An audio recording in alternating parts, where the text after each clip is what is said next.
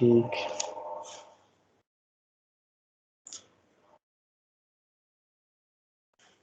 ठीक है।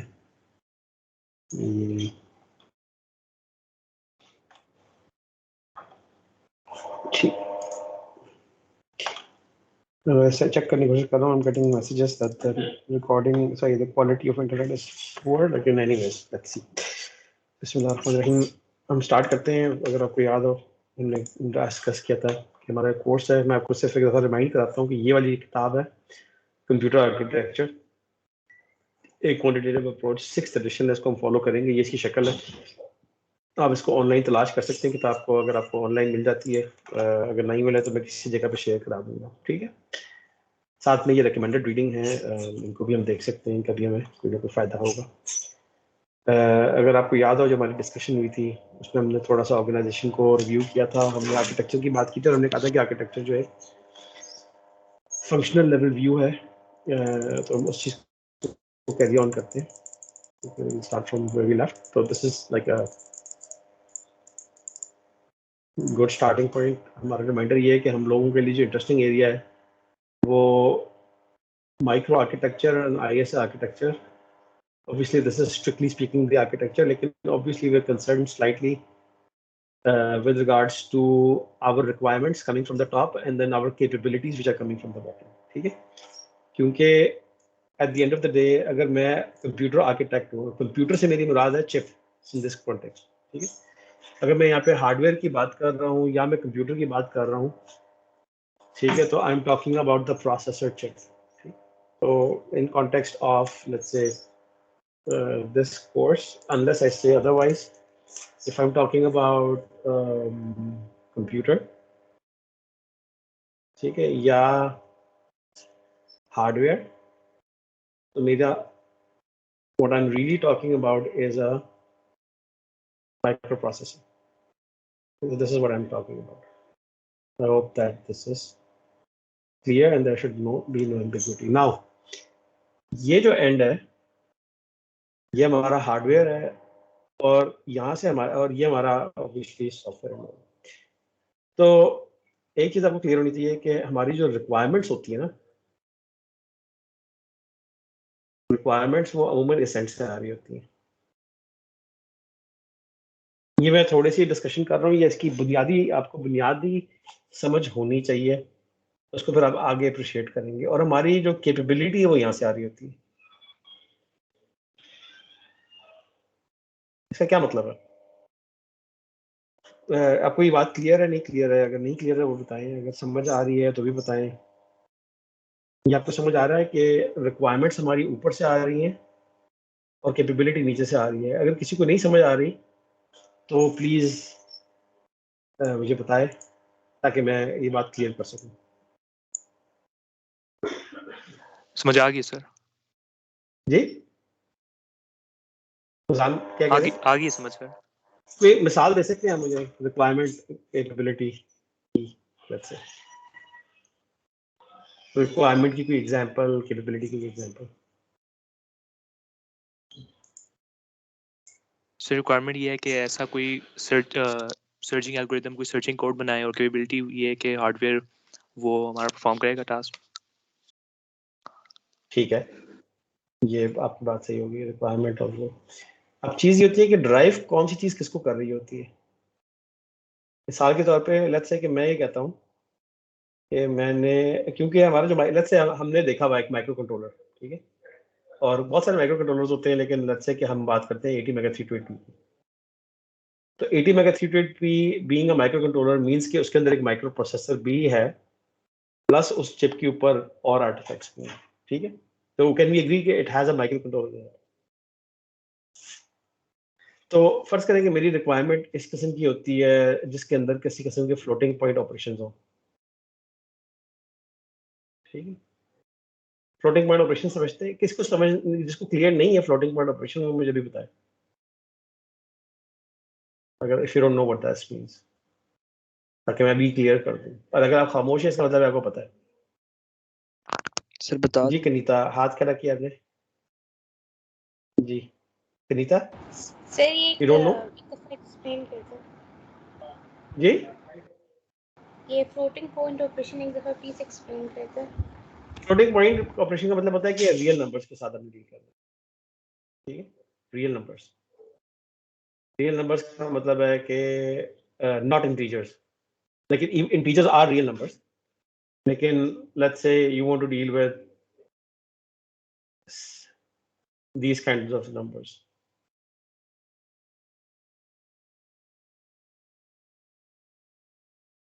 समझ रहे बात को? Yes sir. मतलब ये मैं मैथमेटिक्स की लैंग्वेज में कह रहा हूँ। तो integers are also real numbers, but all real numbers are not integers, ठीक।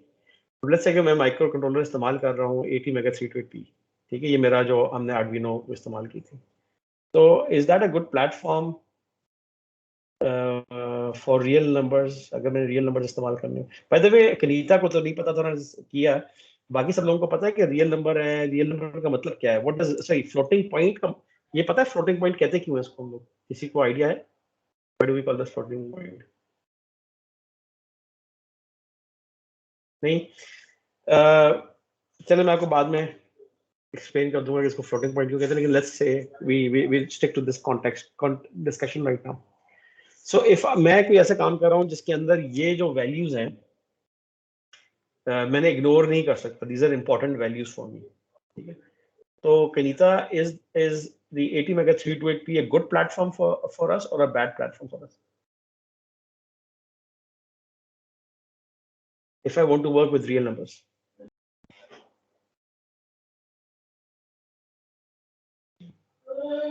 गुड। जी, इट्स गुड। मुझे आपकी आवाज नहीं आ रही, लेकिन मैं आपको जवाब देता हूँ कि it is an inadequate platform for us. So this is the choice. It's not a good platform because it does not support real numbers, and you can work around it, lekin it's not a very good let's say choice, and it doesn't inherently support floating point numbers. That's the first thing. Second, these are like processing requirements, but there may be other requirements as well. मिसाल के तौर पे I want a processor, because when I say hardware, तो मैं hardware की बात कर रहा हूँ या कंप्यूटर की बात कर रहा हूँ, तो मैं किसकी बात कर रहा हूँ? एक्चुअली प्रोसेसर की बात कर रहा हूँ, ठीक है। all both of these terms are processor in my context. Like if I have मेरी एक requirement है, ठीक है, क्योंकि हम requirements की बात कर रहे हैं, तो मेरी requirement है low power consumption, ठीक। अगर मैं कहूँ low power consumption, फिर मेरा 80 मेगा 328p अच्छी चॉइस है, बुरी चॉइस है? Anybody? दानियाल?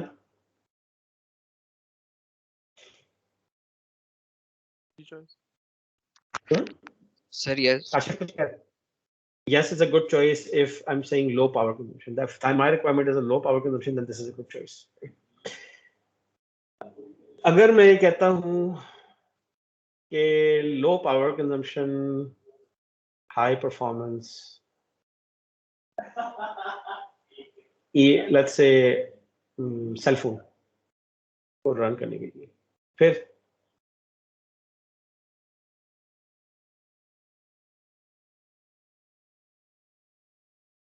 ये अच्छी चॉइस है कि बुरी चॉइस है? सर जी तब भी काशिफ आप ही बता दें। जी जी, that is going to be a bad choice. Arduino का कुछ चिप की बात कर रहा हूँ, but let's say you can talk about any chip, let's say, but we're talking about this particular chip right now, ठीक है। मतलब it is going to be a bad choice. अब ये रिक्वायरमेंट कैपेबिलिटी का जो डिस्पैरिटी आपको समझ आ गई है, लेकिन अभी इसमें architecture is not clear right now, क्योंकि आप कहेंगे कि इसमें भी एक डिस्कशन है जो है, लेकिन मुझे ये बताएं कि आपको ये समझ आ रहा है कि requirement is coming from the top, capability is coming from the bottom? Is that clear?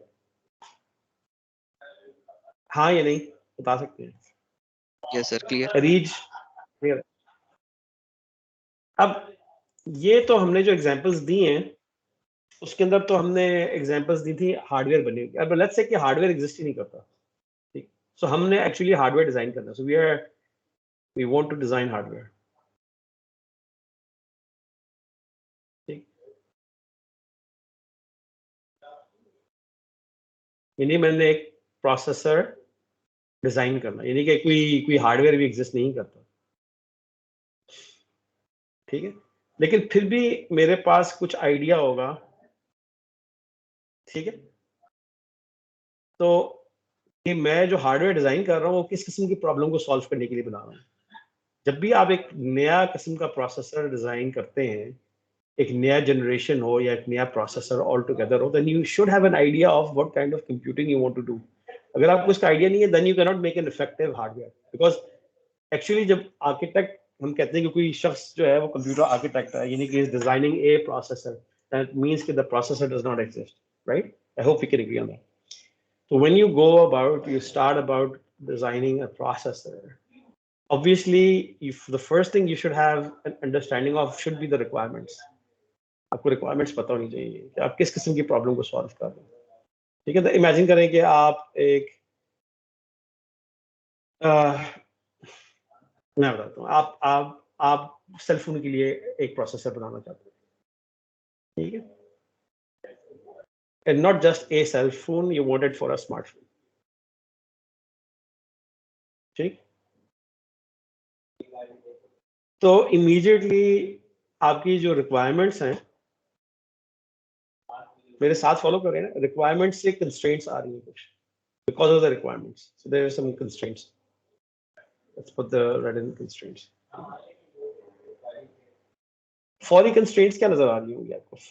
Fori constraints, I would see like immediately I would see size as a constraint, I would see power consumption, हम आगे और भी देखेंगे, ठीक?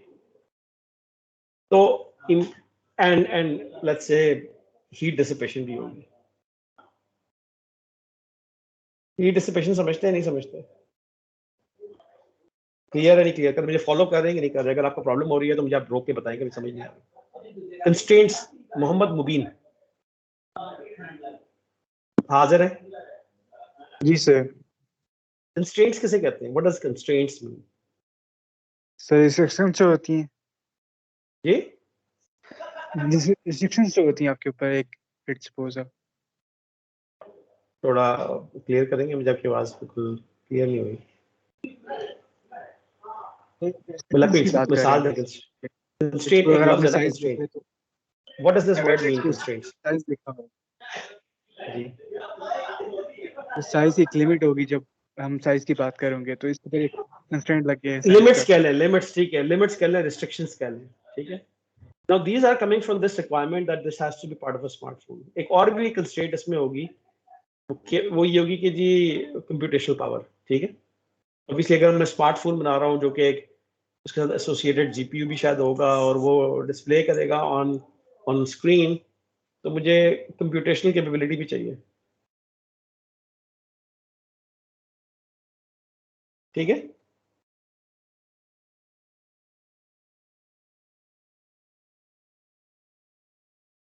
ये एक typical बहुत ही let's say कि shortened version of what a design process would look like. I mean, obviously, I'm not saying, I'm not going through the detail. Like, let's say you start with the requirements, you see immediately what the constraints are and what kind of capabilities you want. यहाँ तक मेरे साथ है.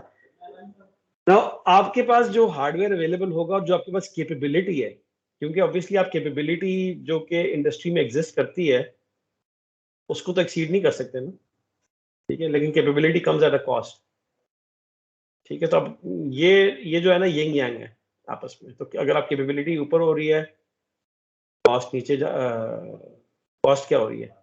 Cost भी ऊपर जा रही है, और अगर आपकी कैपेबिलिटी नीचे जा रही है तो कॉस्ट भी नीचे जा रही है, ठीक है. And ideally there is always going to be a price point, ठीक है, जिसको आप हिट करना चाह रहे होते हैं. तो this is also going to be part of your constraint, the cost.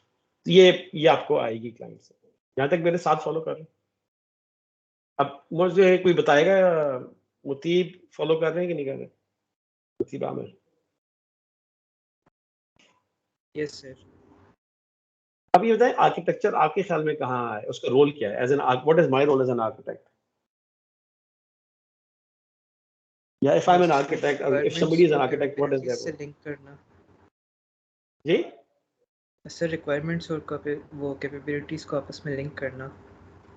Requirements को जो कैपेबिलिटीज के डिमांड है साथ आपस में उसको लिंक करना इम्प्लीमेंट और किस उसको, तरह करना। हाँ एग्जैक्टली, और उसको ऑप्टिमाइज करना, यानी कि अगर मैं आर्किटेक्चरली कोई इस तरह का काम कर सकता हूँ जिससे मैं उन्हीं कंस्ट्रेंट्स के अंदर रह के ज्यादा बेहतर, ज्यादा क्लोज पहुंच सकूं अपनी रिक्वायरमेंट्स के, ठीक है। क्योंकि ये जो सारी की सारी जो कंस्ट्रेंट्स होती हैं, यानी कि इनमें हो सकता है कि मैं साइज बढ़ाऊं तो मेरी कॉस्ट कम हो जाए, साइज कम करूं कॉस्ट बढ़ जाए, पावर कंजम्पशन बढ़ जाएगी, इससे पहले इनकी आपस में रिलेशनशिप है विच इज यानी कि complicated. So if I touch one thing it is going to affect the other thing, right. And ideally, I want to minimize my constraints and maximize attainability of my requirements. ठीक? तो एक तो ये होगी कि hardware की absolute limit होगी, यानी कि लेट्स से कि हम अज्यूम करते हैं कि मेरी जो भी रिक्वायरमेंट है ना, जो भी आउटरेजियस तरीन एनवायरनमेंट है ना, मैं उसकी चिप बना सकता हूँ अगर मेरे पास इन्फिनिट अमाउंट ऑफ पैसे हों, राइट। लेकिन जब मैं कंस्ट्रेंट्स लगाना शुरू करता हूँ और मैं कहता हूँ कि यार उसका जो साइज है वो इतना होना चाहिए कि वो आईफोन के अंदर आ जाए, और ना सिर्फ आईफोन के अंदर आ जाए बल्कि जो है वो 1 इंच बाय 1 इंच उसकी डायमेंशन है, और हीट जो है उससे ना निकले इतनी कि मुझे पंखा लगाना पड़े उसके साथ, और ये कि मैं एक लिथियम आयरन बैटरी के साथ उसको 20 घंटे चलाना चाहता हूँ।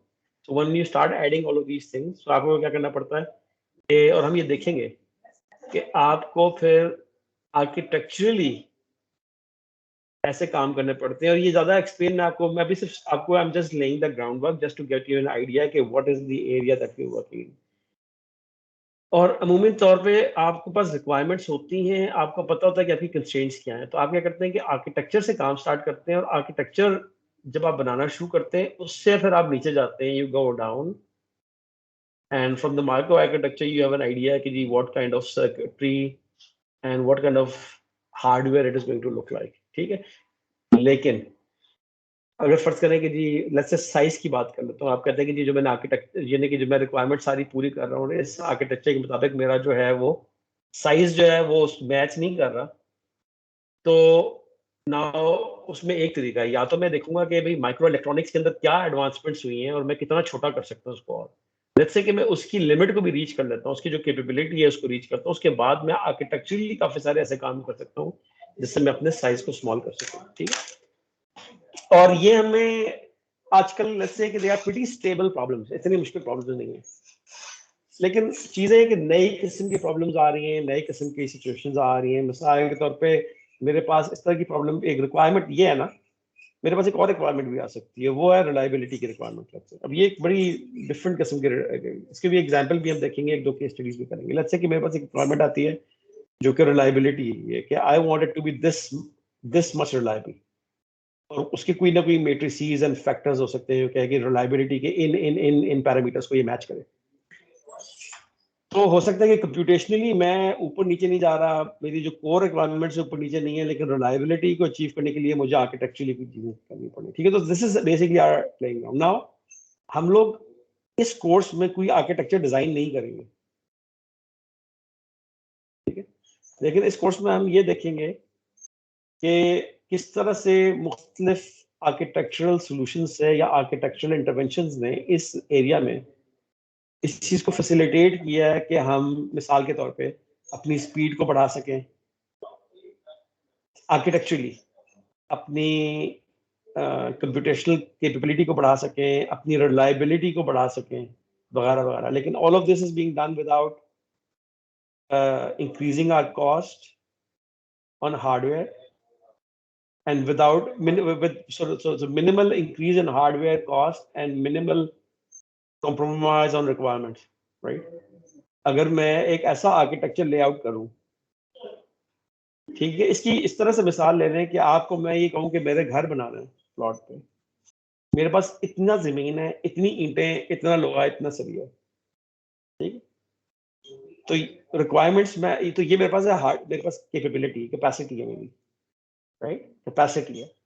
और मैं कहता हूँ जी मैं चाहता हूँ कि ज्यादा से ज्यादा लोग रहें इसमें, ज्यादा से ज्यादा बेडरूम हो, लेकिन डिजाइन भी अच्छा हो, हर एक के पास एक ट्रैश बाथ हो और 2 मंजिलों से ज्यादा नहीं होना चाहिए या 3 मंजिलों से ज्यादा नहीं होना चाहिए। तो ये मुमकिन है कि एक आर्किटेक्ट जो है, एक आर्किटेक्ट आपको एक ऐसा डिजाइन दे कि आप उतनी ही हार्डवेयर के साथ जो है वो 10 कमरे वाला घर बना लें, और एक और आर्किटेक्ट बनाए वो उसके डिजाइन के मुताबिक आप उतनी ही हार्डवेयर या इतनी कैपेसिटी के साथ आप 8 कमरे अचीव कर सकें। हो सकता है कोई और आर्किटेक्ट हो जो उससे पुअर हो, जो कि सिर्फ 6 कमरे उसमें बना सकता है। समझ रहे बात? So design would have a bearing and this will become something you would appreciate by once we start looking at the examples जो हम देखेंगे। ठीक है, बहरहाल जहां तक ये डिस्कशन है जो हम अभी कर रहे हैं, या कुछ समझ आ रही है, समझ आ रही है, फॉलो कर रहे नहीं कर रहे? I hope you are following the Sir. discussion, you understand what we are saying. ठीक है, तो कई दफा अच्छा ये होता है कि हमारे पास, अच्छा ये भी बड़ी इंटरेस्टिंग चीज है कि कई दफा हमारे पास एक एग्जिस्टिंग सिस्टम होता है हमारे पास, और हम देखते हैं ना कि हमारे पास इंक्रीमेंटल अपग्रेड्स आती हैं। तो एक तो है ना कि 2 सिनेरियोज हैं। एक हमारे पास है नंबर 1 सिनेरियो न्यू आर्किटेक्चर,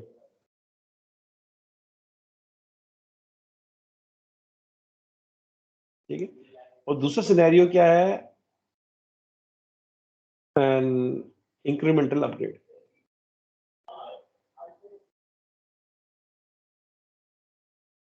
इसका मतलब ये है कि एक डिजाइन ऑलरेडी एग्जिस्ट करता है, एक प्रोसेसर, एक चिप ऑलरेडी एग्जिस्ट करती है, और उसके बाद आप क्या करते हैं कि कुछ अर्से के बाद जो है आप देखते हैं कि जो मैन्युफैक्चरर है वो क्या करता है, वो कहता है कि यार मैं इसका वर्जन, अगला वर्जन लेके आना चाहता हूँ, अगला जनरेशन लेके आना चाहता हूँ, अगला जनरेशन लेके आना चाहता हूँ।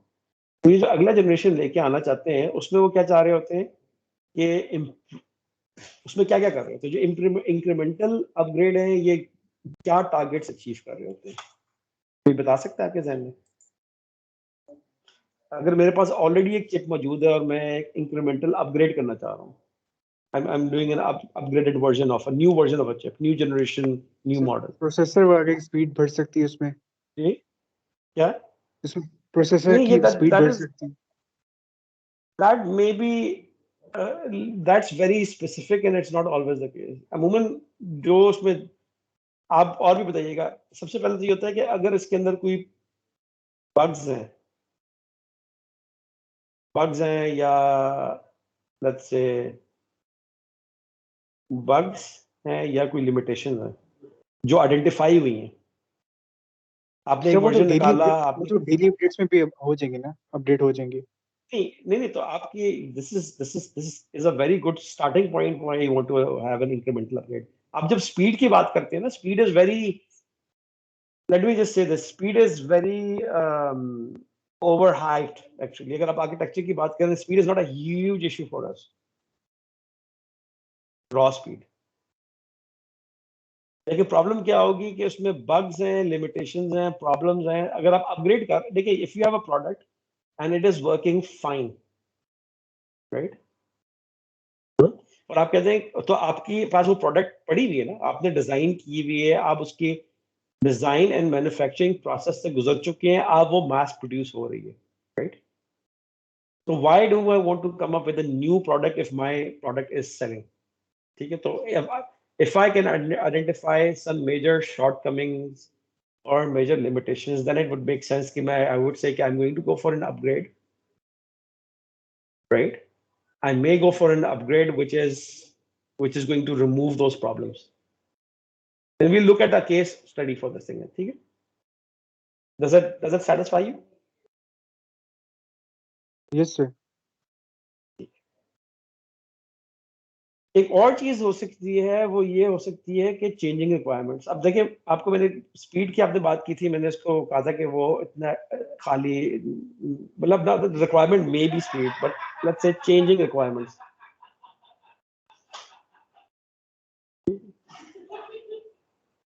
एक सेकंड सर, मुझे होल्ड करेंगे प्लीज, होल्ड।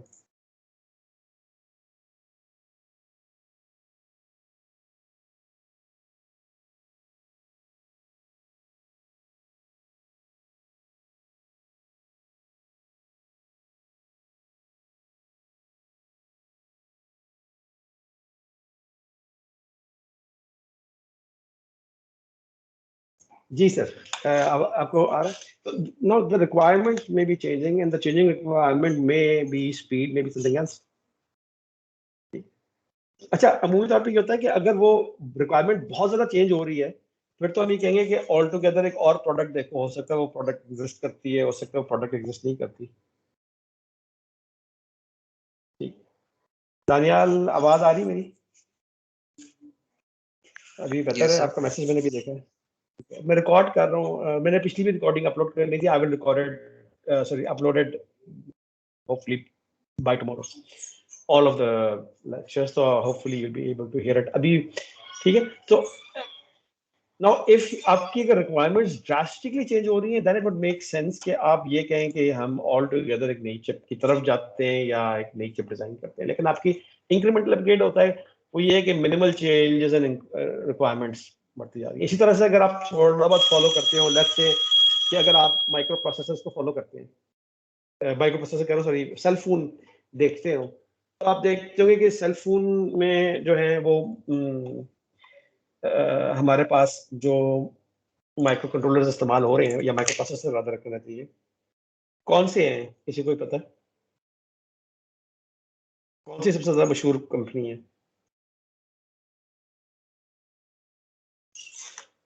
जी, सर सेल फोन्स में क्वालकॉम जी, सेल फोन्स वगैरह में स्नैपड्रैगन। क्वालकॉम के मेरा ख्याल है, जी जी, स्नैपड्रैगन। और अक्सर जो सबसे ज्यादा मेरे ख्याल में जो इस्तेमाल हो रहा है वो है क्वालकॉम का स्नैपड्रैगन। एप्पल वाले अपना बनाते हैं, सैमसंग के भी अपने कुछ हैं, लेकिन सैमसंग भी अक्सर जो है वो इस्तेमाल कर रहा होता है क्वालकॉम के। ठीक है, नाम, I hope you have sir heard of the company MediaTek. Qualcomm. ये प्रोसेसर्स,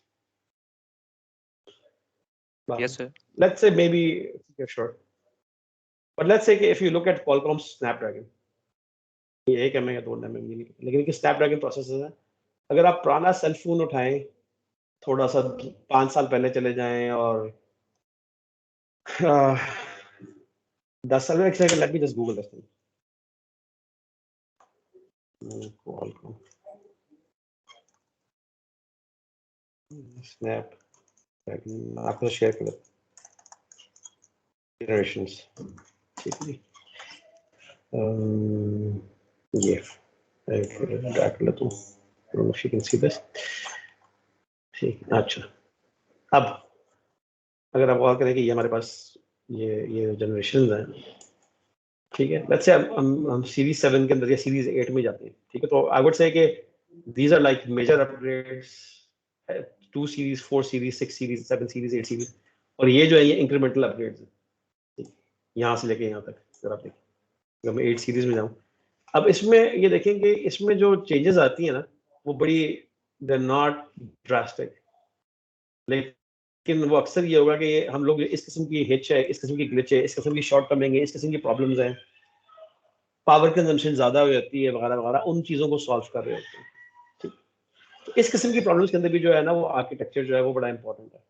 ठीक है, तो एक तो ये है कि जी मैं ऑल टुगेदर एक नई किस्म की प्रॉब्लम के लिए एक नई किस्म का प्रोसेसर डिज़ाइन कर रहा हूँ, विच इज, या हार्डवेयर डिज़ाइन कर रहा हूँ, and then we talk about incremental upgrades whereby I'm saying कि जी I'm going to tweak the architecture। अब इसमें अमूमी तौर पे क्या होता है कि हार्डवेयर भी चेंज हो रहा होता है और आर्किटेक्चर भी चेंज हो रहा होता है। ठीक है, तो हार्डवेयर भी चेंज हो रहा है, आर्किटेक्चर भी चेंज हो रहा है।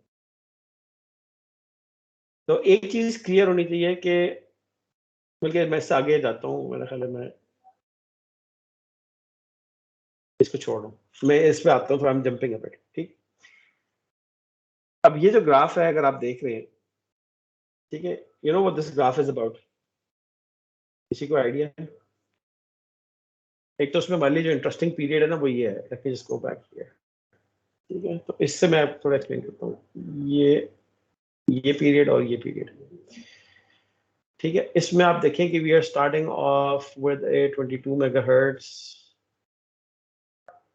ठीक है, गोइंग टू 30, 60, 150, 300, 500, 600, ठीक है जी, गोइंग टू 1.3 गीगाहर्ट्ज, 3.2 गीगाहर्ट्ज, 2.6, 2.8, 2.9, 3.0 यहाँ तक जा रहे हैं। ठीक है, अब बाय द वे आप ये देख लें कि हर कुछ अरसे के बाद जो है वो प्रोसेसिंग कैपेबिलिटी ऑलमोस्ट क्या हो रही है, डबल हो रही है। 30 से 70 चली गई, 70 से 150 चली गई, 150 से 300 चली गई, 300 से 600 चली गई, 600 से 1 गीगाहर्ट्ज, 1 गीगाहर्ट्ज से 3 के करीब, and so on and so forth. Does anybody remember what this phenomena is called? Well, this is there's a prediction which actually says that your computational capability is going to double after every X amount of time. किसी को याद है वो कौन सा law है? Law कहलाता है, किसी को याद है? अब शुरू में मेरे ख्याल है कभी आपने पढ़ा होगा, कभी आपको याद है आपने ये चीज पढ़ा होगा, मोर्स लॉ? क्लास आपको मुझसे पूछ रहा हूँ, आपको मेरी आवाज आ रही है ना? म्यूट तो नहीं? Yes, तो sir. याद है मोर्स लॉ? तो मोर्स लॉ क्या Yes, sir. कहता था कि जी Moore predicted that every few years your processing capability and speed is going to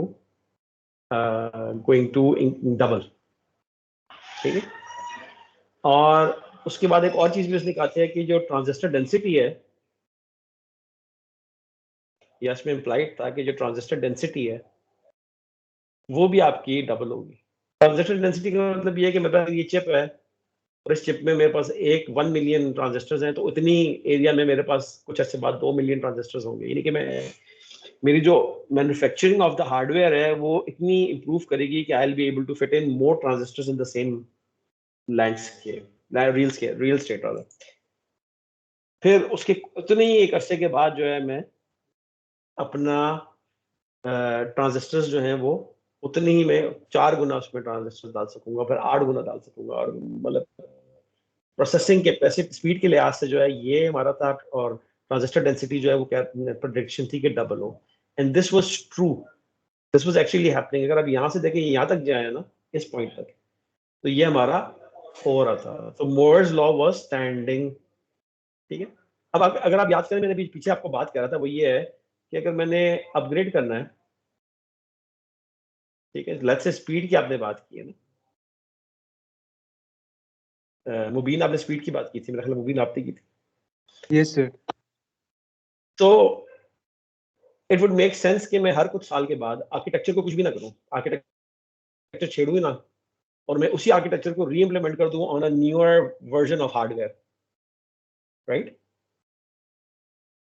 तो मेरी स्पीड बढ़ जाएगी, मेरी कैपेसिटी बढ़ जाएगी, और अगर मैं ट्रांजिस्टर्स जो हैं, मेरी ट्रांजिस्टर डेंसिटी बढ़ रही है, इसका मतलब है कि अगर मैं फर्स्ट करें 1 मिलियन ट्रांजिस्टर इस्तेमाल कर रहा था और अभी भी मैं 1 मिलियन ट्रांजिस्टर इस्तेमाल कर रहा हूं, तो I can get them in a smaller space as well, यानी कि चिप के साइज भी छोटा कर सकता हूं। एग्रीड मुबीन? Yes, sir. समझ आ रही है बात? काशिफ आपको समझ आ रही है? Yes, yes, sir. So by virtue of the fact that time is passing, I'm actually gaining an increased capacity in developing faster processes in hardware. ठीक है? So I can literally do nothing architecturally. मैं architecture में कोई भी खास काम नहीं कर रहा हूँ, मैं लिटरली आर्किटेक्चर में मैं किसी किस्म की जिद्दत ना लेके आऊँ, लेकिन मैं फिर भी अपनी कैपेसिटी बढ़ा सकता हूँ क्योंकि मेरा जो हार्डवेयर है वो इतनी जल्दी जल्दी अपग्रेड कर रहा है। ये बात समझ आ रही है? Yes, Sajid sir. एहसान, अब हुआ क्या है कि मोर्स लॉ जो था इसने हमारा बड़ा अरसा साथ दिया, बहुत अरसा साथ दिया, बहुत अरसा साथ दिया, बहुत अरसा साथ दिया, लेकिन एक problem I around this time. इसको हम इस फिनोमेना को कहते हैं स्लोइंग डाउन ऑफ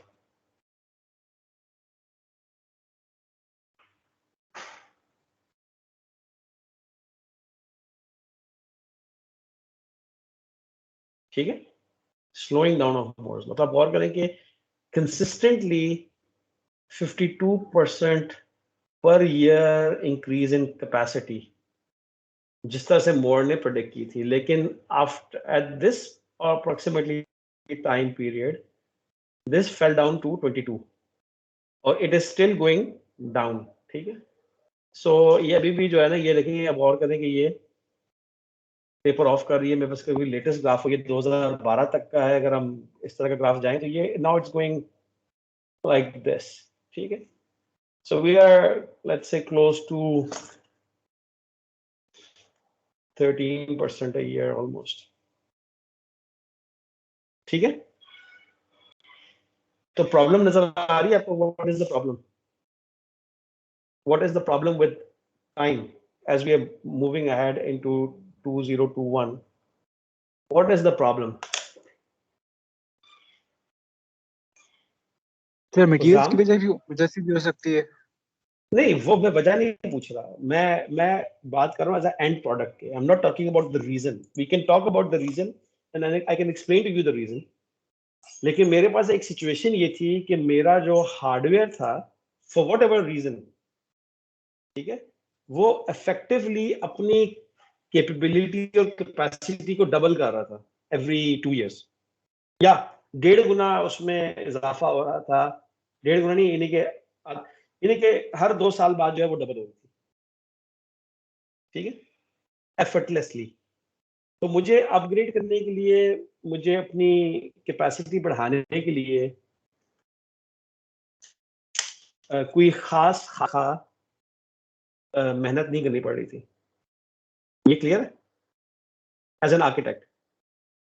तो बेसिकली अगर आप इस पीरियड को देखिए ना, इस पीरियड को, तो इस पीरियड में जो आर्किटेक्चर है ना, कंप्यूटर आर्किटेक्चर, इस फील्ड में कोई भी खास जिद्दत नहीं आई। यानी कि जो कंप्यूटर आर्किटेक्चर थी, जो वो हमें ऑफर कर रही थी, जो उसूल थे, जो चीजें थी, वो सारी की सारी स्टैटिक थी। तो ये वाला पीरियड था जिसमें कंप्यूटर आर्किटेक्चर जो था वो बिल्कुल स्टैटिक था, ठीक है, आर्किटेक्चर। क्योंकि मुझे आर्किटेक्चरली इतनी मेहनत करनी नहीं पड़ रही थी, क्योंकि मेरे पास हर कुछ अरसे बाद जो है मेरा हार्डवेयर जो है उसकी कैपेसिटी बढ़ रही थी। अब जब मेरा ये स्लो डाउन का प्रोसेस हुआ, यानी कि मेरा इस तरह से बढ़ रहा था and then it slows down, right, लेकिन मैंने अपग्रेड तो करना है ना, अपनी मैंने कैपेसिटी बढ़ानी है, मैंने अपनी प्रोसेसिंग कैपेबिलिटी बढ़ानी है, मैंने ये सारे काम करने हैं बहरहाल, ठीक है। लेकिन अब मेरा हार्डवेयर जो है वो उस तरह से जो है वो तेजी से तेज नहीं हो रहा, इनफैक्ट स्लो डाउन हो रहा है। उसमें जो इम्प्रूवमेंट है, उसमें जो इंक्रीमेंट है। तो अब मुझे क्या करना पड़ा कि अब मुझे देखना पड़ा कि how I can change. So if I can not change my hardware, so what can I do to improve my performance. तो इस पॉइंट में आप देखते हैं कि जो आर्किटेक्चर है ना, it is going forward. Architecture के अंदर बहुत सारी चेंजेस आना शुरू हुई, कंप्यूटर आर्किटेक्चर के अंदर, और आर्किटेक्चर के अंदर काम होना शुरू हुआ, और आर्किटेक्चर के अंदर जिद्दत आनी शुरू हुई। तो आप बेसिकली कह सकते हैं कि अराउंड 2004-2006 जो है ऑनवर्ड्स, कंप्यूटर आर्किटेक्चर जो है उसमें दोबारा से नई डेवलपमेंट स्टार्ट होना शुरू हुई, नए किस्म के काम होना शुरू हुए, क्योंकि हमारी नई किस्म की रिक्वायरमेंट्स आना शुरू हुई। और अगर आप गौर करें कि इन दिनों में 2 बड़ी इंटरेस्टिंग फील्ड्स काफ़ी पॉपुलराइज हुई हैं। एक तो आप ये देखें कि स्मार्टफोन्स, और एक इंटरेस्टिंग एरिया आप में से कुछ लोग अप्रिशिएट कर सकते हैं, और भी एरियाज हैं, लेकिन लेट्स से कि मैं यहाँ पे इसका जिक्र करता हूँ कि जीपीयूज का इस्तेमाल, ठीक है, और मशीन लर्निंग वगैरह और इस तरह की, और इमेज प्रोसेसिंग, ठीक। तो ये नए एवेन्यूज भी आना शुरू हो गए। अब हम ये भी रिक्वायर कर रहे हैं कि जी बेहतर इम्प्रूवमेंट, ये भी कह रहा है इम्प्रूवमेंट, लेकिन हमारा जो हार्डवेयर है वो अब इसकी जो इम्प्रूवमेंट है उसका रेट जो है वो थोड़ा स्लो डाउन हो गया है। तो रिक्वायरमेंट्स मांग रही है इम्प्रूवमेंट, हार्डवेयर कह रहा है यार मैं कुछ मजीद नहीं कर पा रहा, मतलब कि मैं कर पा रहा हूँ लेकिन मेरी स्पीड जो है ना बहुत स्लो हो चुकी है इम्प्रूवमेंट की, मैं बूढ़ा हो चुका हूँ। तो अब हमारे पास, हमने क्या करना है, अब जो जिद्दत लेके आनी है, जो मेहनत करनी है, जो काम करनी है, वो करना है किसमें? आर्किटेक्चर के अंदर, टू इम्प्रूव थिंग्स, ठीक है। और कई दफा हम आर्किटेक्चर में कोई काम करते हैं टू इम्प्रूव थिंग, और वो आर्किटेक्चर जो है एक चीज को इम्प्रूव करती है और दूसरी चीज को क्या कर देती है? खराब कर देती है। अगर आप एक चीज को इम्प्रूव करेंगे, एक पैरामीटर को ऊपर लेके जाएंगे, तो कई दफा ऐसा होता है कि दूसरा पैरामीटर नीचे चला जाता है। तो इस किस्म की प्रॉब्लम्स आती हैं। लेकिन इसलिए अगर आप कोई किताब उठाएंगे, हाँ, अभी आपको देंगे, मैं 2-3 केस स्टडीज आपको करा दूंगा, ठीक है। लेकिन अगर आप कंप्यूटर आर्किटेक्चर की, इसलिए मैं आपको कह रहा हूँ कि आपने ना कोई भी ऐसी कंप्यूटर आर्किटेक्चर की किताब जो है जो कि 2006 से पीछे की है, इनफैक्ट 2006 भी ना कहें 2010 से नीचे की है, तो आपने वो इस्तेमाल नहीं करनी, ठीक है। कोई भी लेट्स से के किताब कंप्यूटर आर्किटेक्चर की, बिकॉज कंप्यूटर आर्किटेक्चर जो पढ़ाया जाता था ना before this period is quite different from what is being taught and being done. Even अगर आज रिसर्च भी उठा के देख लें तो बहुत डिफरेंट है, ठीक है। मैं इसको एक सेकंड अभी थोड़ा सा ऑर्गेनाइज भी कर लेता हूँ ताकि मैं आपको उसी तरह से दिखाऊं जिस तरह से मैंने आपको भी स्लाइड दिखाई है, ठीक है। तो हम लोग ये डिस्कस कर रहे थे ना, जस्ट थोड़ी मैं इसको ऑर्गेनाइज कर रहा हूँ ताकि आपको मैं जब शेयर करूँ तो मैं इसी तरह से करूँ।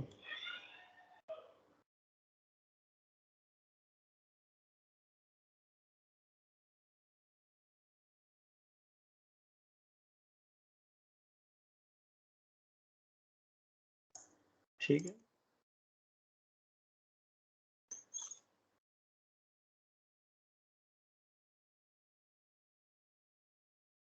ठीक है जी, मैंने इसको थोड़ा सा कर दिया ताकि हमारा कंसिस्टेंट है, ठीक है। तो हमारा ये है, ये हमारा प्रॉब्लम है, ठीक है, हमने डिस्कस कर लिया। ये और डेटा है, ठीक है जी। Moore's law क्या है? Moore's law describes the empirical regularity that the number of transistors on an integrated circuit doubles approximately every 2 years. This advancement is more important as aspects of technological process, such as processing speed or the price of electronic products, are strongly linked to the Moore's law, obviously, ठीक है। अब यहाँ पे देखते हैं कि जी ये चीज स्लो डाउन हो रही है।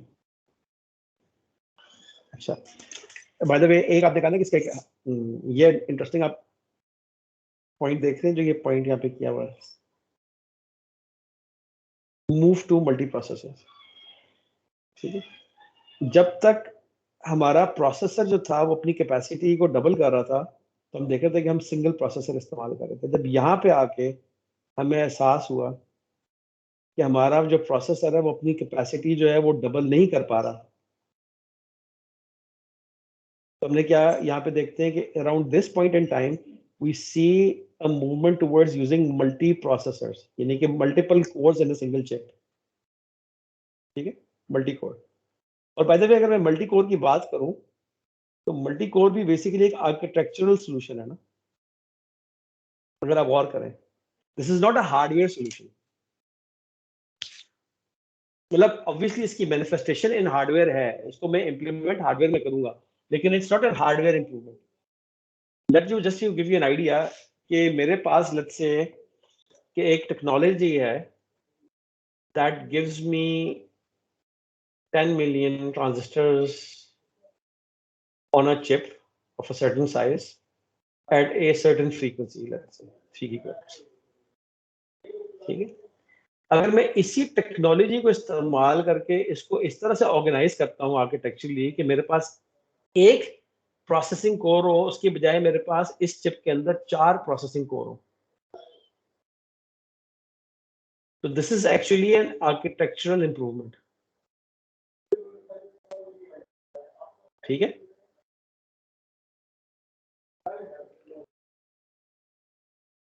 और अब लेकिन जब मेरे पास 4 कोर हो जाते हैं तो फिर मेरे पास उसका एक प्रोसेसिंग ओवरहेड भी होगा, आर्किटेक्चरल ओवरहेड भी होगा। वो क्या ओवरहेड होगा कि मैं ये मेरे पास अब 4 रिसोर्सेज हैं ना, तो मेरे पास जो इंस्ट्रक्शंस आ रही हैं उनको मैं किस तरह से प्रोसेस करूंगा, पैरेलल प्रोसेसिंग करूंगा कि नहीं करूंगा, क्या वो पैरेललाइज हो सकती हैं कि नहीं हो सकती हैं, सो एंड सो फोर्थ, एक अलग डिस्कशन आएगी, ठीक है।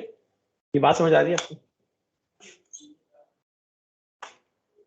मतलब एक पॉइंट इन टाइम पे हमें पता लगा कि we need to go parallel. जब आप पैरेलल जाते हैं तो फिर आपके पास आर्किटेक्चरली जो चैलेंजेस हैं वो बढ़ जाते हैं, ठीक है। तो हमारा old view of computer architecture क्या था कि हमारा एक इंस्ट्रक्शन सेट आर्किटेक्चर था और उसमें हमारे डिसीजंस जो थे बड़े सिंपलिस्टिक से थे और ये प्रॉब्लम्स जो थे वो सॉल्व थे और स्टेबल थे, इनमें कोई चेंजेस नहीं आ रही थी, so there were no changes, so nothing was changing. लेकिन आज कंप्यूटर आर्किटेक्चर में जो चेंज आ रही है उसके हिसाब से आपकी स्पेसिफिक रिक्वायरमेंट्स हैं टारगेट मशीन के हिसाब से, और आपने अब डिज़ाइन करना है to maximize performance within the constraint of the cost, power and availability. ठीक है? अब ये मैं नहीं कर सकता कि मेरे पास जो है ना वो implicitly प्रोसेसर जो है वो उसी कॉस्ट में मुझे प्रोसेसिंग की एबिलिटी ज्यादा दे रहा है, ठीक है? और उसको ड्राइव करने वाली चीजें बहुत सारी ये हैं। मिसाल के तौर पे जैसे मैंने कहा कि स्मार्टफोन्स हैं, डेस्कटॉप कंप्यूटिंग में भी बहुत एनहांसमेंट्स आई हैं सर्वर्स के अंदर, और क्लाउड कंप्यूटिंग के अंदर जो है मुझे बहुत सारी मेरी नई रिक्वायरमेंट्स आई हैं जो मेरे पास पहले नहीं थी। फिर warehouse computing, big data analytics वगैरह वगैरह, इसके लिए मेरे पास इस तरह की रिक्वायरमेंट्स आ रही हैं, यानी कि I am getting problems that did not exist before, ठीक है?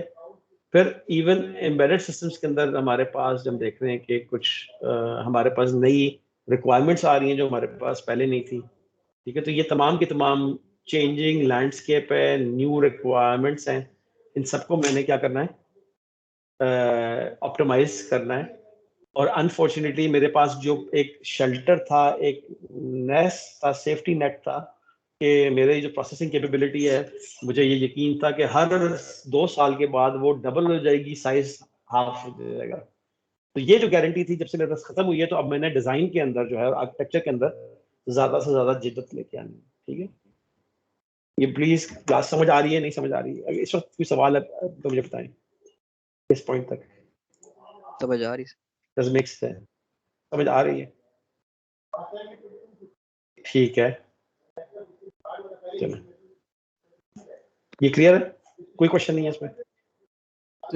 अच्छा, अब जो जी सवाल प्लीज पूछिए। आप कह रहे हैं कि लेकिन हम आर्किटेक्चर पे काम कर रहे हैं, फिर भी आप कह रहे हैं 13% रेट है उसका, लेकिन फिर भी हम इतना स्लो क्यों है? Why we are not increasing that rate? 13% से ऊपर क्यों नहीं जा रहे हम? देखिए, मैं आपको चीज बताता हूँ कि ये एक अलग डिस्कशन है, और मैं आपके साथ आफ्टर द क्लास अगर आप चाहते हैं तो मैं डिटेल में डिस्कस कर लूंगा, लेकिन मैं आपको सरसरी तौर पे बताता हूँ कि सबसे बड़ी प्रॉब्लम जो है ना वो है आपकी फिजिक्स। आप मतलब सबसे पहले मैं कहूँगा मटेरियल साइंसेस, क्योंकि जब आप कहते हैं ना कि मैं छोटा कर रहा हूँ, यानी लिटरली आपका एक चिप है। अगर आप अपने अंगूठे के नाखून की तरफ देखें, अगर आप देखें अपने अंगूठे का, हाथ के अंगूठे का नाखून देखें, तो I can fit in millions of transistors in that size, right? अब ये अगर आपको मैं ऐसा करूंगा कि अगली क्लास में या क्लास में जब आएंगे तो आपको एक VLSI डिजाइन की ना एक वीडियो दिखाऊंगा, ठीक है? ताकि आप अप्रिशिएट करें कि जी हाउ चिप्स आर मेड, ठीक है? अब इसके अंदर जब आप कहते हैं ना कि अब ऑलरेडी ये अगर आप अपने नाखून की तरफ वाकई देखें कर रहे हैं कि यार ना इसके अंदर ना सिर्फ 1 मिलियन ट्रांजिस्टर हैं, बल्कि ये खास तरीके से आपस में कनेक्टेड हैं, हद तक इनमें सर्किट्स बने हुए हैं, और मैं इनको एज अ प्रोसेसर इस्तेमाल करूंगा, तो इसको बनाते कैसे होंगे फिजिकली? और फिर अगर मैं कह रहा हूँ कि मैंने 2 साल के अंदर ये जो 1 मिलियन ट्रांजिस्टर्स हैं इनको 2 मिलियन ट्रांजिस्टर्स करना है, ठीक है? तो there is a first of all physical limitation of materials कि how small you can go।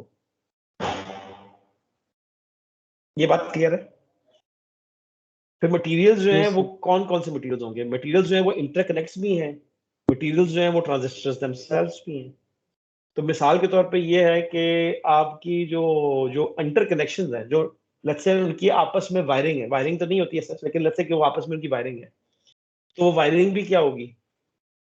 क्योंकि जो जब मैं कहता हूँ ना उसमें 1 मिलियन ट्रांजिस्टर है, तो उसके अंदर काफी सारी वायरिंग भी है ना, well that's not wiring but connection between transistors। तो वो जो कनेक्टिंग एलिमेंट्स हैं जिनको मैं अभी I should not call it wiring, लेकिन मैं आपकी समझने के लिए कह रहा हूँ वायरिंग। तो जितना छोटा प्रोसेसर होता जाएगा तो वायरिंग भी क्या होती जाएगी? मुबीन बड़ी होगी छोटी होगी? सर ज्यादा होती जाएगी, मतलब छोटी होती जाएगी ना? ज्यादा हो इससे।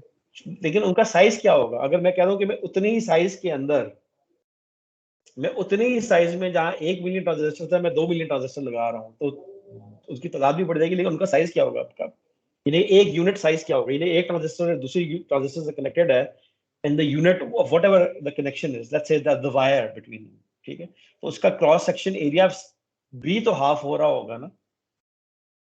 यस सर, हाँ, हाफ नहीं हो रहा होगा तो यस सर। सब्सटेंशियली छोटा हो रहा होगा ना। अगर वो वायरिंग की साइज भी चेंज हो रही और ट्रांजिस्टर छोटे होते जा रहे हैं तो भी कोई मसला। अब मुझे बताएं कि जब मेरा जो कंडक्टर है वो उसकी क्रॉस सेक्शन एरिया जो है वो हाफ हो रही है एवरी फ्यू इयर्स, तो what is it doing to the resistance? जब मैं cross sectional area of a conductor जो है वो आधा करता हूं तो उसकी रेजिस्टेंस क्या होती है?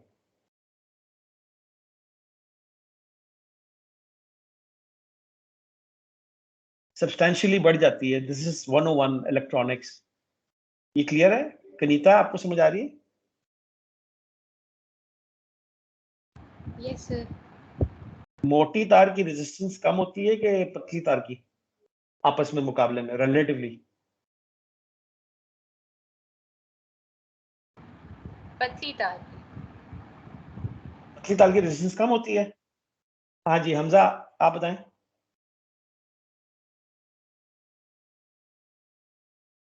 हमजा अली फतेह आए हुए सर हैं। इसके अंदर जो है दो फैक्टर आते हैं कि हम लोगों ने फिजिक्स के अंदर पढ़ा था कि अगर तार का जो क्रॉस सेक्शनल एरिया इंक्रीज करेगा तो रेजिस्टेंस उसके हिसाब से इंक्रीज करेगी, लेकिन क्योंकि उसके अंदर से क्या करेगी?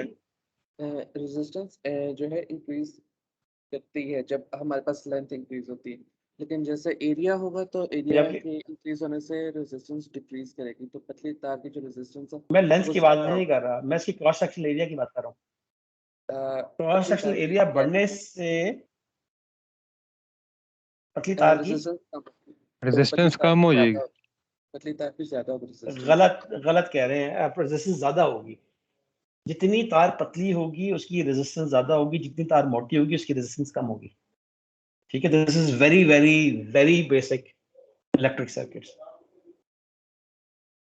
जहां पे आप चाहते हैं ना कि आपकी लॉसेस कम हो तो वहां पे आप मोटी तार इस्तेमाल करते हैं। Only reason why we use thin wires is to save cost. अगर हमारा बस चले तो मर्जी का मोटी तार इस्तेमाल करें अगर साइज का इश्यू ना हो। मैं बात करूं कहीं भी, लेकिन मोटी जो तार होती है, मैं क्रॉस सेक्शनल एरिया की बात कर रहा हूँ, लेंथ की बात नहीं कर रहा। तो लेंथ तो उसकी कम होती जा रही है, जाहिर सी बात है, लेकिन the thicker the wire is the less resistance it would have, the thinner the wire is the more resistance it has. समझ रहे हो बात को? And the thinner it gets the more resistance. ठीक है, and आप कहेंगे कि जी वो बर्न हो जाती है। बर्न भी इसलिए होती है ना कि उसमें रेजिस्टेंस ज्यादा होती है कि वो बर्न हो जाती है। क्योंकि बर्न क्यों होती है? क्योंकि उसमें रेजिस्टेंस होती है जो कि हीट के अंदर that resistance translates into heat which translates into the wire melting. समझ आ रही? खामोशी? Yes, sir. Yes sir. Sir समझ आ रही है। हाँ जी।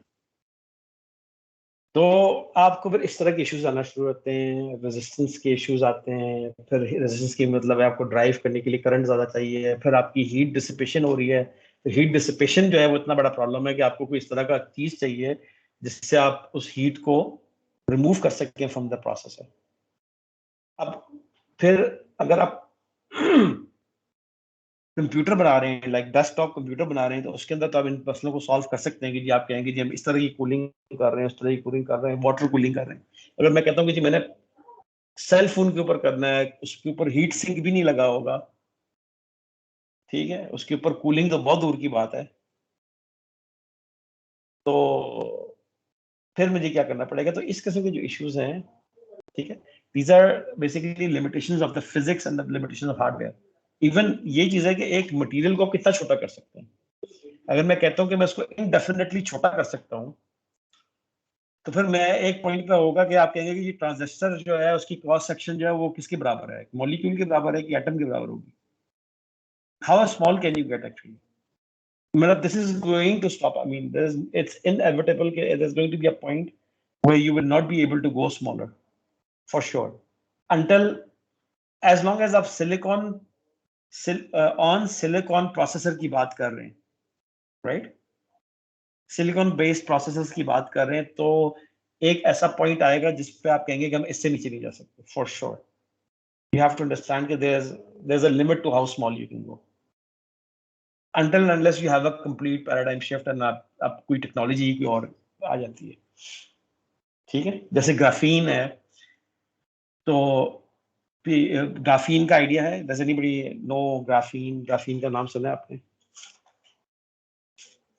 तो काफी अच्छे से मतलब this is a new material, carbon based, that was basically formulated by researchers at Manchester University.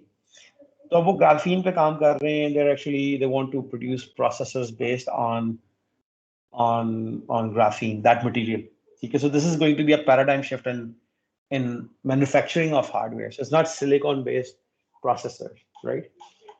So the idea is हम लोग ऑफ टॉपिक जा रहे हैं, लेकिन आई होप के that Mubin covers your understanding why there's a slowing down of Moore's law.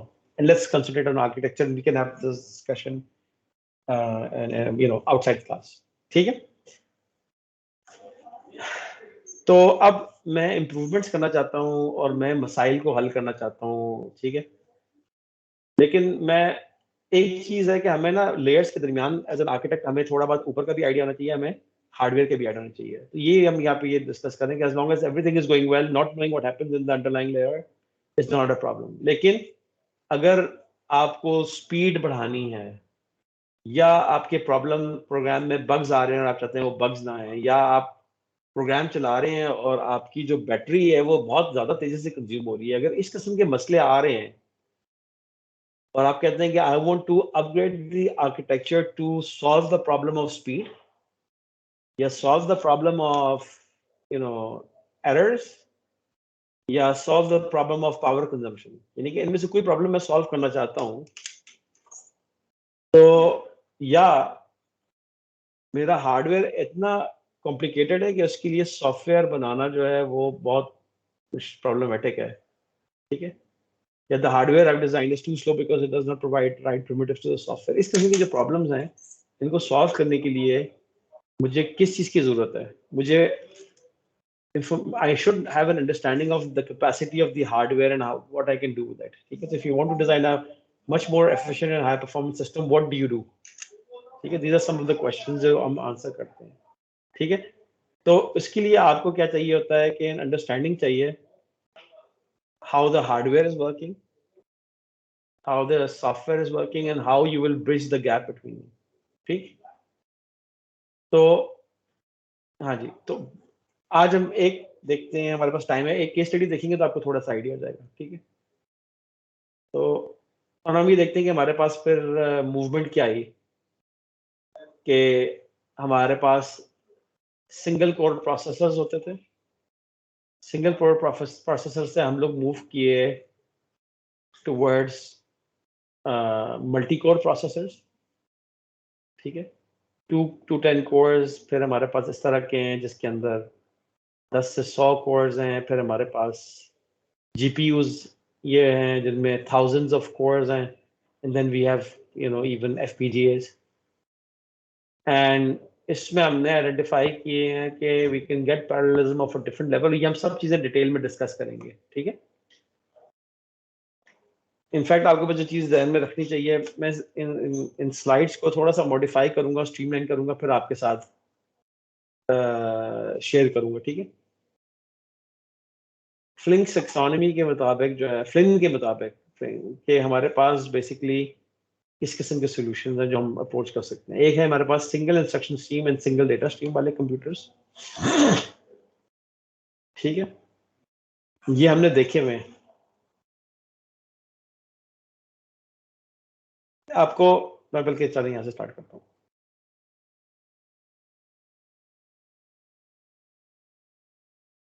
हमारे पास data level parallelism and task level parallelism, इस एप्लीकेशन में हमारे पास 2 किस्म के प्रॉब्लम हैं. Excuse me. किसी को आइडिया है कि डेटा में और टास्क में क्या फर्क है? जल्दी से बताएं ताकि मैं आगे लेके जाऊँ.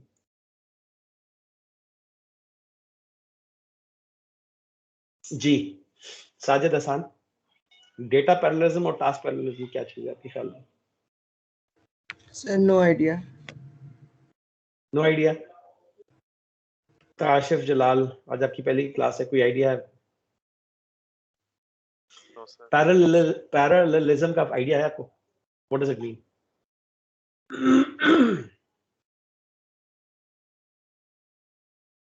काशिफ,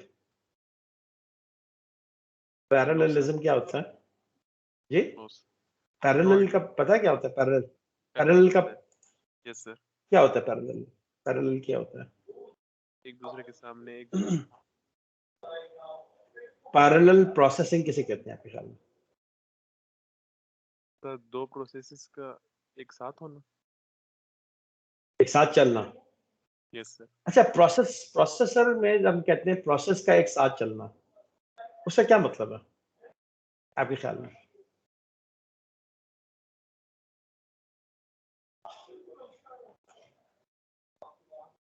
चलिए मैं एक सेकंड, मुझे ये ग्राफ बनाता हूँ, ठीक है? आपने मुझे इसके कॉन्टेक्स्ट में बताना है। मेरा एक प्रोसेसर है, उसमें मेरी है प्रोग्राम मेमोरी।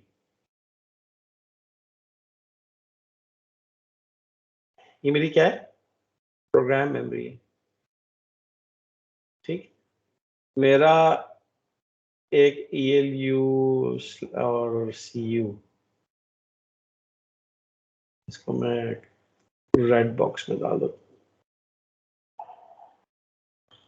ठीक? इसके बीच में एक लाइन लगा देते हैं। ये इसके अंदर एक प्रोग्राम लिखा हुआ है। काशिफ, मैं आपसे ही बात कर रहा हूँ।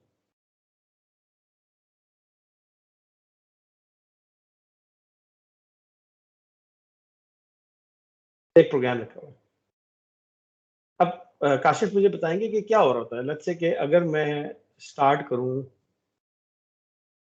With this line of code, ये मेरा लाइन ऑफ कोड है, ये वाला,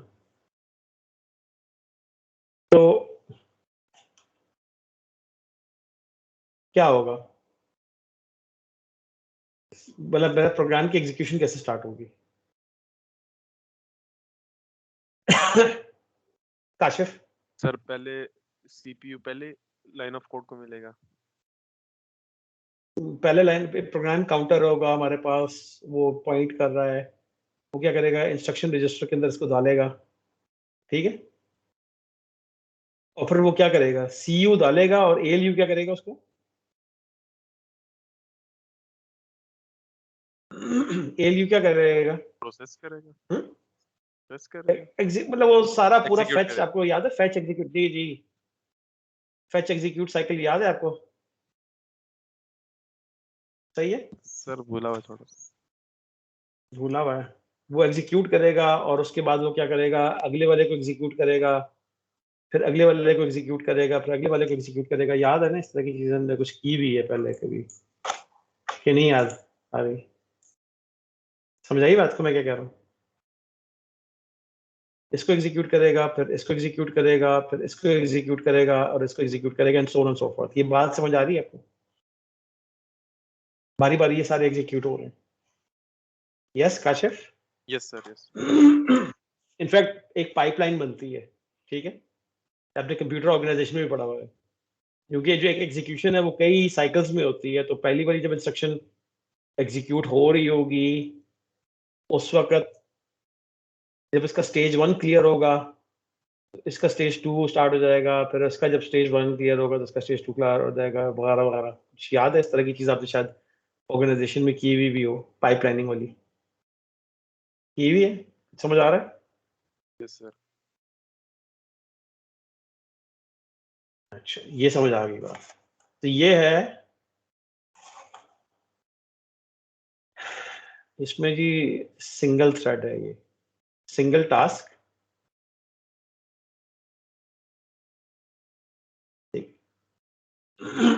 अच्छा, इसमें मैं एक और चीज भी ऐड कर देता हूँ। फर्ज करेंगे मेरे पास यहाँ पे मेन मेमोरी है,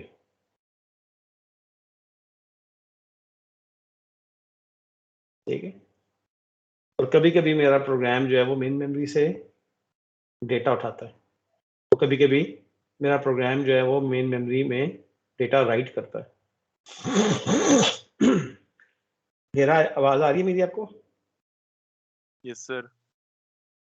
हेरा शायद आपको आवाज आ रही है? यस सर, आवाज आ रही है। अच्छा मुझे बताएं कि जो हमने देखा था लेट्स से एमपीआई के कोर्स के अंदर, तो क्या होता था कि मैं पूरी की पूरी अरे में डेटा, या ऐसा होता था कि 20 लोकेशंस पे डेटा एक साथ राइट करता था या लिखता था, ऐसे होता था कि क्या करता था कि एक लोकेशन में राइट करता था और एक लोकेशन में रीड करता था? कौन सा होता था कि 6 लोकेशन से एक साथ उठाता था? कुछ याद आ रहा है?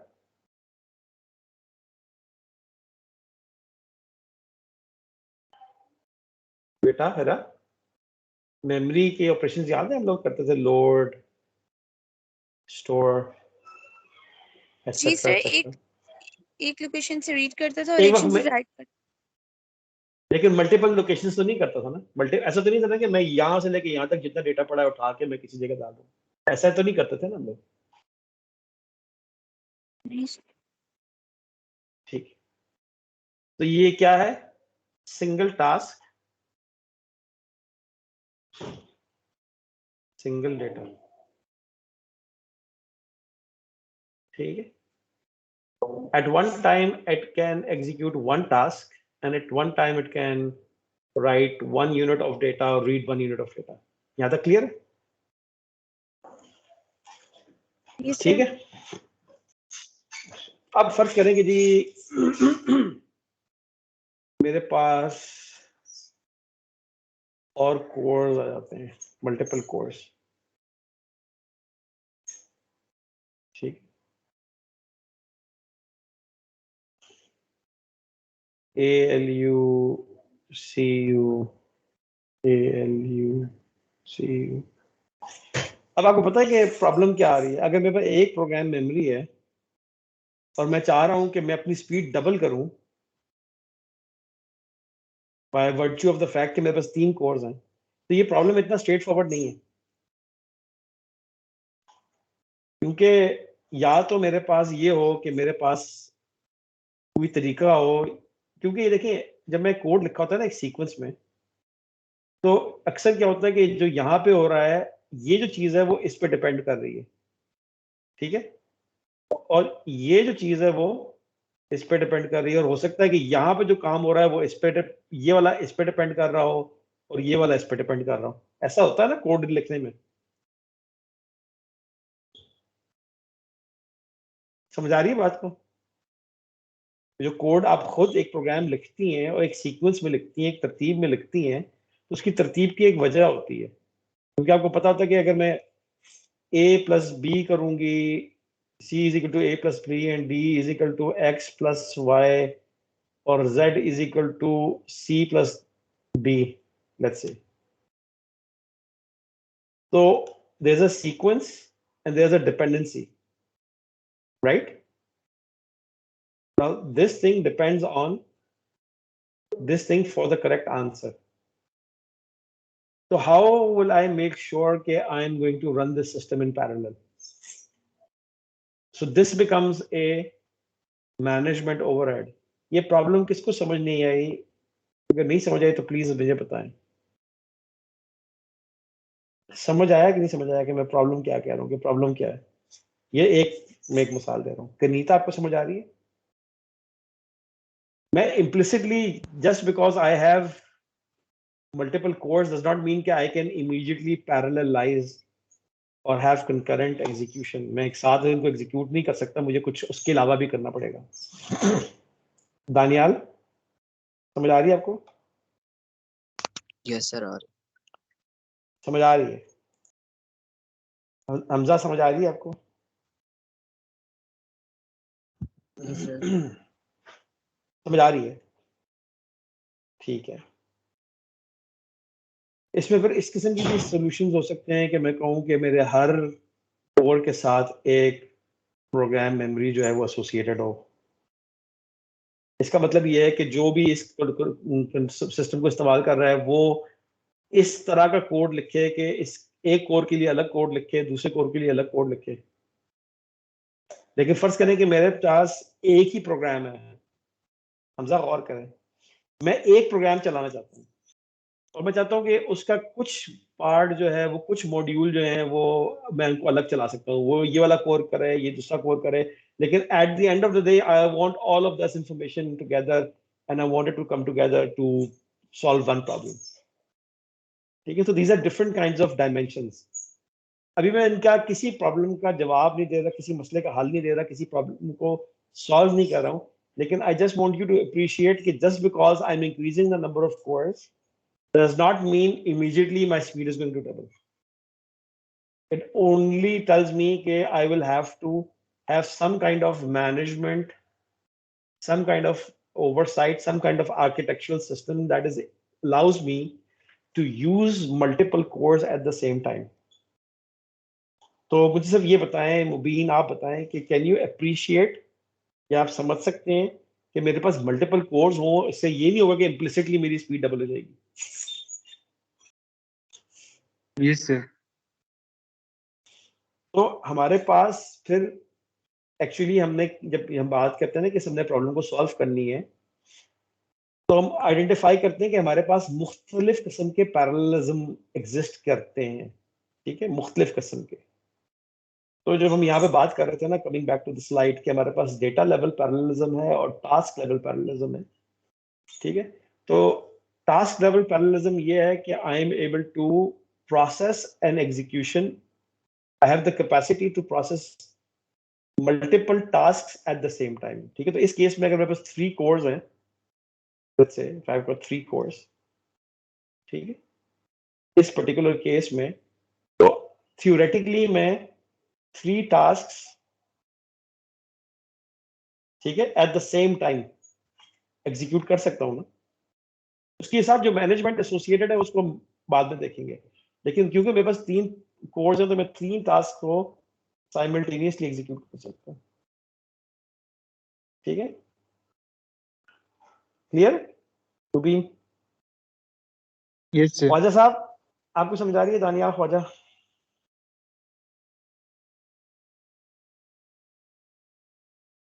दानियाल ख्वाजा आए हुए हैं कि नहीं आए हुए?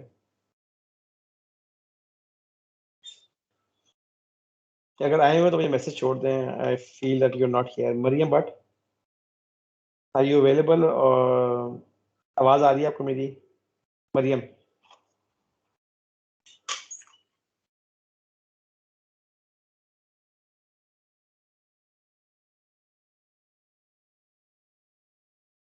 जी जी, मरियम की भी मुझे आवाज नहीं आ रही, दानियाल की भी आवाज नहीं आ रही. मुझे लग रहा है कि कहीं चले गए. ठीक है, आज एब्सेंट है, कोई मसला नहीं. हाँ जी, ये वो क्लियर है. ये है टास्क लेवल. दूसरा हमारे पास क्या था? Sorry, data level parallelism. Data level parallelism की जब हम बात करेंगे तो हम हमेशा बात कर रहे हैं मेमोरी की. ठीक है, इट मींस कि I can do one operation, ठीक है, ऑन मल्टीपल डेटा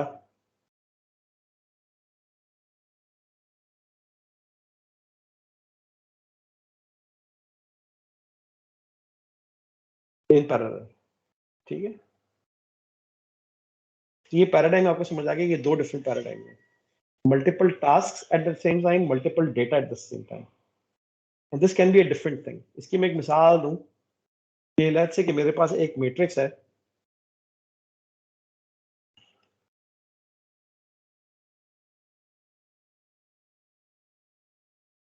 ठीक है, ऑफ डेटा, जो कि मेरी मेन मेमोरी में स्टोर्ड है. मतलब है मैट्रिक्स और मेन मेमोरी में स्टोर्ड है, और मैं चाहता हूं कि मैं साइमल्टेनियसली इन सब सारी वैल्यूज में 3 ऐड कर दूं. ठीक है, अगर मेरे पास कैपेसिटी है कि मैं एक इंस्ट्रक्शन के साथ साइमल्टेनियसली इन सब के अंदर 3 ऐड कर दूं, तो ये किस किस्म की पैरेललिज्म है? Data level. Data level parallelism. Let's say कि आई डू सो आई से कि मेरे पास एक, जैसे मैं अगर मैं सी की मिसाल दूं तो मैं कहता हूं ना कि मेरे पास एक इंटीजर है x, एक फ्लोट है y, और मैं कहता हूं कि मेरे पास एक मैट्रिक्स डेटा टाइप है. लेट्स और आप तो शायद मैट्रिक्स है और मैं कहता हूँ एम, और मैं ये कहता हूँ कि जी m is equal to m-3, और मैं एज्यूम ये कर रहा हूँ कि m जो है वो पूरा का पूरा एक लेट्स से मैट्रिक्स है, ठीक है, ऑफ अ सर्टेन साइज, और वो सारे एलिमेंट्स जो है उनमें से -3 कर लेता है। तो this kind of capability is what data level parallelism. हम इस पे आते हैं कि हमारे पास जो एप्लीकेशन के पर्सपेक्टिव से पैरेललिज्म है वो डेटा लेवल पैरेललिज्म है और टास्क लेवल पैरेललिज्म है। और हमारे पास जो आर्किटेक्चर्स हैं उनको नोट कर लें, इनको हम डिटेल में डिस्कस करेंगे। एक हमारे पास है इंस्ट्रक्शन लेवल पैरेललिज्म, जिसको हम डिटेल में, ये वाला टॉपिक हम कई दिन तक पढ़ेंगे डिटेल में। हमारे पास है वेक्टर आर्किटेक्चर्स, जीपीयूज, फिर हमारे पास है थ्रेड लेवल पैरेललिज्म, और फिर हमारे पास है रिक्वेस्ट लेवल पैरेललिज्म। इन सब चीजों को हम डिटेल में देखेंगे, ठीक है। So before I go any further, I'm just going to talk about Flynn's taxonomy, ठीक है। तो Flynn's taxonomy की पीछे कहानी लिखी हुई है, लेकिन मैं ये आसान लफ्जों में इसके डायग्राम में बता देता हूँ। SISD है, I क्या है? इंस्ट्रक्शन,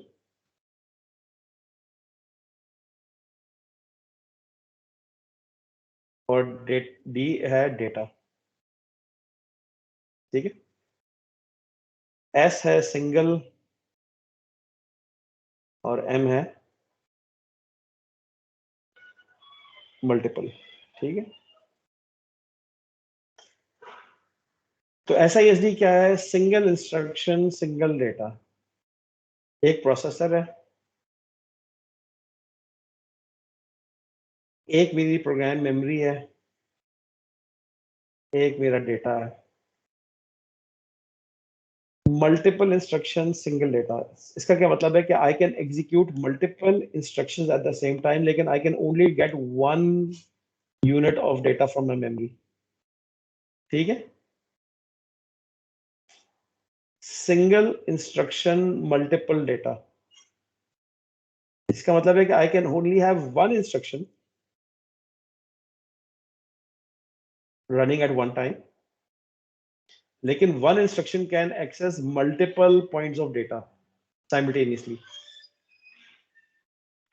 And MIMD क्या है? Multiple instructions, multiple data, कि have the capacity to execute multiple instructions simultaneously, and at the same time from the same memory I can access multiple points in data simultaneously, ठीक है।